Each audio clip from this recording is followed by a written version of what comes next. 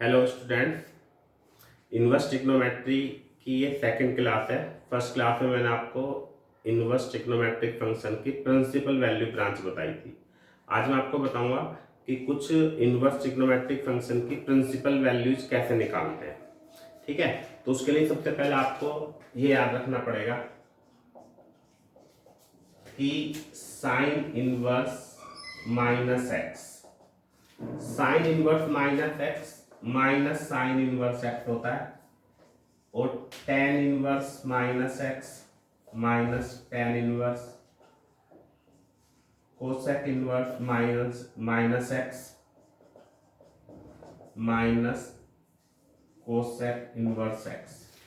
तो इन तीनों में डायरेक्ट माइनस बाहर आ जाता है, लेकिन इसके अलावा जो बचे हमारे cos inverse minus x, pi minus cos inverse x, sec inverse minus x, pi minus sec inverse x, और कोट इनवर्स माइनस एक्स। तो सबसे पहले आपको ये याद रखना पड़ेगा कि किन में माइनस डायरेक्ट बाहर आ जाता है और किस में माइनस डायरेक्ट बाहर नहीं आता, पाई की टर्म में आता है। तो जब आप ये वाली वैल्यू याद रखोगे तो उसके बाद हम प्रिंसिपल वैल्यूज कैसे निकालते हैं वो मैं आपको बताता हूँ।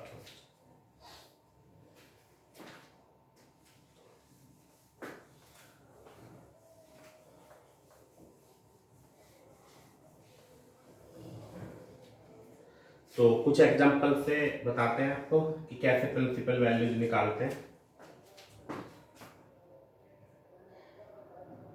साइन इनवर्स √3/2, साइन इनवर्स √3/2 की हमें वैल्यू निकालनी है। इससे पहले एक बात और मैं आपको बता देता हूं कि sine inverse sine x equal to x होता है, लेकिन एक्स साइन की प्रिंसिपल वैल्यू ब्रांच में होना चाहिए। इसलिए मैंने आपको लास्ट क्लास में प्रिंसिपल वैल्यूज बताई थी। Sine inverse sine x x के इक्वल तभी होगा जब एक्स इसके इंटरवल में लाई कर रहा होगा, और ये बात सभी के लिए है, कोस हो चाहे टेन कोट सेक कोसेक सबके लिए। तो यहाँ पे हम इसका आंसर निकालते हैं। हमें पता है साइन की वैल्यू √3/2 पाई/3 पे होती है। अब आप एक बात देखो कि पाई/3 इसके बीच में लाई कर रहा है, इसलिए आंसर हमारा सही है। तो ये इसका आंसर हो गया कि प्रिंसिपल वैल्यू पाई/3 है। अगर इसके बीच में नहीं आता है तो प्रॉब्लम आती है, वो हम देखते हैं। तो और एग्जांपल देखते हैं। सेकंड एग्जांपल, मान लिया साइन इनवर्स -12, इसमें -12 है। तो सबसे पहली बात तो जैसे पीछे आपको बताया था कि साइन में माइनस यहाँ पे बाहर आ जाता है ना, क्यों? क्योंकि sine inverse -x minus sine inverse x। अब आप देखोगे कि इसकी जगह लिख देंगे साइन पाई/6। अब sign inverse sine theta, theta होता है कब? जब ये उसके बीच में लाई करना चाहिए।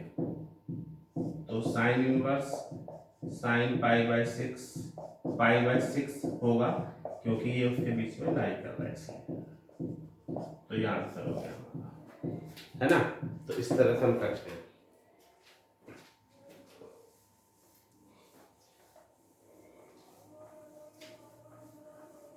तो इस तरह से आप सारे क्वेश्चन कर सकते हो, लेकिन जिनमें उस इंटरवल के बीच में लाई नहीं करता है वो एग्जांपल लेते हैं।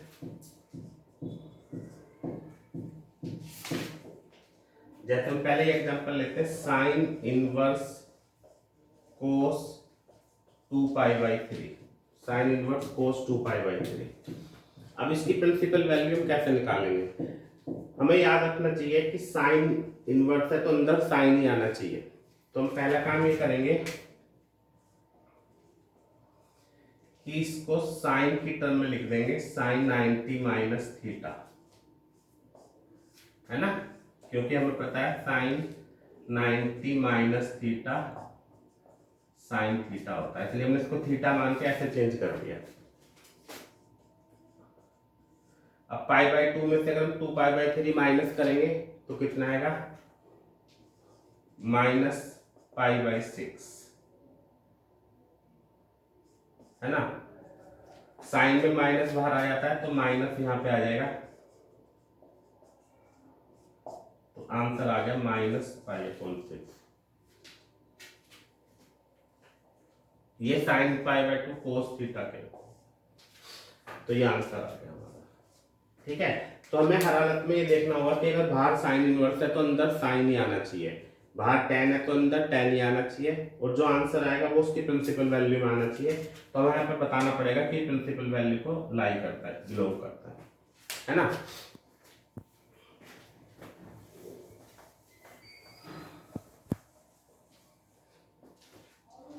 एक दो इंपॉर्टेंट क्वेश्चन और कर लेते हैं।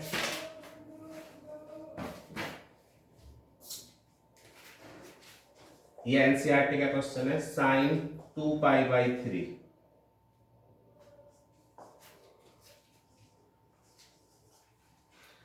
अब आप एक बात देखो, आपको ये बताया गया है कि sine inverse sine x equal to x होता है, तो उस हिसाब से ये साइन इनवर्स साइन x 2π/3 होना चाहिए। लेकिन ये 2π/3 हमारा प्रिंसिपल वैल्यू में लाई नहीं कर रहा, तो इसका मतलब ये आंसर नहीं है। तो ऐसे में आपको क्या करना होगा, कुछ भी करके इसको हमें चेंज करना होगा। 2π/3 सेकंड क्वाड्रेंट में है तो उसको हम 180 माइनस थीटा लिख सकते हैं, इसको हम 180 माइनस π/3 लिख सकते हैं, क्योंकि 180 माइनस π/3 कितना होगा, 2π/3। अब साइन 180 माइनस थीटा होता है साइन थीटा, तो ये साइन 60 आ गया। अब हम इसकी जगह π/3 लिख देंगे, बिकॉज ये उसके बीच में लाई करता है। बहुत इंपॉर्टेंट पॉइंट है, क्योंकि हमें हर हालत में उस इंटरवल में लाना होता है, और ये एमसीक्यू के लिए 1 मार्क के लिए बहुत इंपॉर्टेंट क्वेश्चन है, क्योंकि हमें ये भी चेक करना होगा कि वो इस इंटरवल में लाई कर रहा है नहीं कर रहा। ठीक है, तो अगर सेकंड क्वाड्रेंट में कोई वैल्यू है तो हम उसको 180 माइनस थीटा कर सकते हैं, अगर थर्ड क्वाड्रेंट में होती है तो 180 प्लस थीटा, ये देखना होगा। और एक एग्जांपल, tan इनवर्स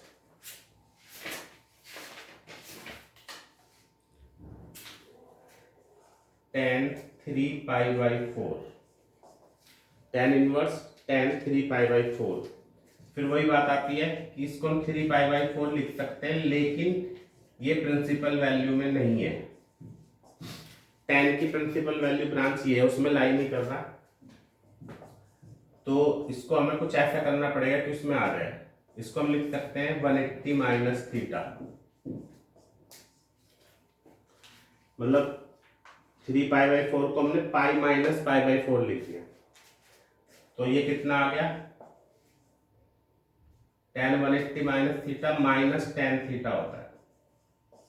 अब tan में माइनस बाहर आ जाता है, तो tan inverse tan π/4 means minus π/4, ये आंसर है ना।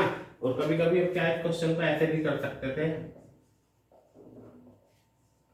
कि tan 3π/4 की पहले वैल्यू निकाल देते हैं, 3π/4 मतलब 135, तो 90 प्लस थीटा करेंगे तो कोड 45, यानी इसकी वैल्यू 1 आ जाएगी, -1, है ना। तो ऐसे भी कर सकते हैं। अब माइनस बाहर आ गया, फिर 1 को हम लिख सकते हैं tan π/4, आंसर π/4, है ना। तो इस तरह से हमें हर हालत में उस इंटरवल के बीच में लाई करना होता है ना।